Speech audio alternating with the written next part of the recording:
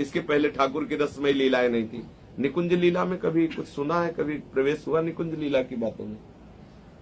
हमने याद तो श्री राम के विषय में ही। तो फिर ये राज दरबार की बात है। अब सीधे साधे भगवान की उपासना करते हो, हम टेढ़े भगवान की उपासना करते। राम जी ने कभी आंख मारी?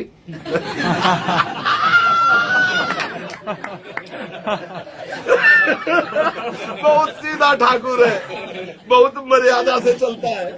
हमारा ठाकुर बहुत छैल चिकलिया है।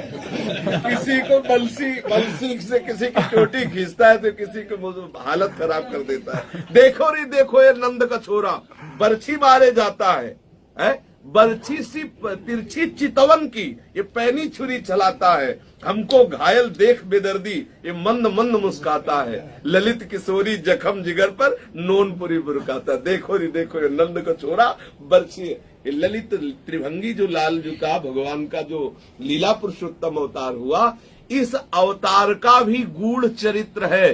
राधा और किशोर जी का अद्भुत विलास, लाडली लाल का अद्भुत। जैसे सिया राम जी की भी उपासना में, मिथिला की उपासना में कभी कुछ चिंतन किया, कभी प्रवेश हुआ? नहीं हुआ, सिर्फ राम की ही। हाँ, तो इसीलिए कैसे बोलूं, राम की उपासना में भी मिथिला में दूल्हे राजा के कितने गुलचा मारे गए आपको पता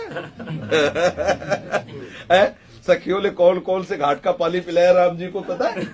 मिथिला में बड़े धनुर्धारी हैं लेकिन वहां फेल हो गए सखियों के आगे। मिथिला की सखिया देखो, धनुर्धारी के पसीना आ गया जनक जी के बगीचे में। जब देखो पहली बार जब राम जी जनक जी के बगीचे में गए ना, और एक सखी ने देखा तो बावरी हो गई। जानकी जी के समीप गई, अश्रु चल रहे, रोम रोम खड़े, पूछ रहे क्या हुआ? बोले बस देखने योग्य है, देख लो, देखने योग्य है, देख लो। समझ गए जानकी जी की प्रीतम पधारे हैं। पहली मुलाकात। उधर से जानकी जी आ रही है, हाँ, सुकुमारी की किशोरी जी के श्री चरणों में नूपुर झनकार। राम जी के हृदय में कुछ हो रहा है। राम जी के हृदय में घबराहट हो रही। लक्ष्मण से कह रहे कि ऐसा कभी नहीं हुआ जैसा हो रहा है। बोले हमारे को समझ में नहीं आ रहा हो क्या रहा है। राम जी घबरा रहे।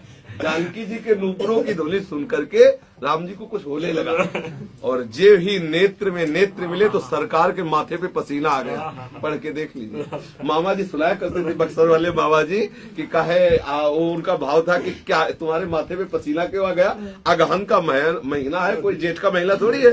फावड़ा थोड़ी चला रहे हो, फूल बगिया में फूल चुन रहे हो, पसीना आने की जरूरत क्या है? ये जानकी जी रूप का प्रभाव जानकी जी के कि राम जी के माथे पे पसीना आ गया। तो मिथिला में क्या लीला हुई ये तो पता नहीं पता ना। तो ये तो और एकांतिक रहस्य वृंदावन नित्य विहार की चर्चा है, इसलिए इस पर उत्तर दे पाला बड़ा कठिन होगा, और इसको समझ पाना बड़ा कठिन होगा। क्योंकि भगवत रसिक रसिक की बातें रसिक बिला को समझ सकेला। जिनकी कटाक्ष से भृगुटि विलास सृष्टि लय हुई। तो अब ये परिचय जानने वाला ये परिचय बात जान पाएगा क्या कि ये भी किसी की कटाक्ष से मूर्छित हो जाते हैं? न जान पाए। और यहाँ एक कटाक्ष नहीं, यहाँ तो करोड़ों बाण चल रहे हैं। जैसी थरिवंश मदन सर जर्जर विधिकित श्याम सजीवन मूली।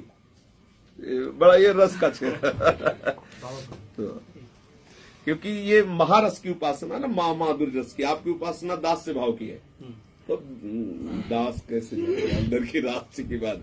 ये जो महारस की उपासना वृंदावन की है, ये भगवत कृपा से धीरे, अगर आप संग करने लगो, बराबर सुनते रहो, तो धीरे धीरे आपके मन में बात समझ में आने लगेगी। क्योंकि जैसे आप कह रहे थे, इसमें कोई आश्चर्य नहीं कि हरिवंश नाम हमने सुना नहीं, और वृंदावन का नित्य विहार। अभी हम आपको वृंदावन नित्य विहारस की बातें बनाओ तो आपको बहुत छरछराहट सी लगेगी, आप चल दोगे यार भगवान के लिए ऐसा बोलते हैं। कभी सुना धूर्त बोलना भगवान के लिए? किसी भी देवता महर्षि किसी किमरे धूर्त निकटम, ये यहाँ के ग्रंथ ही अलग है, बात ही समझ में नहीं आए। बड़े भाग्यशाली हो जो आप भगवान श्री राम के हो, हम लोग बुरा फंस गए।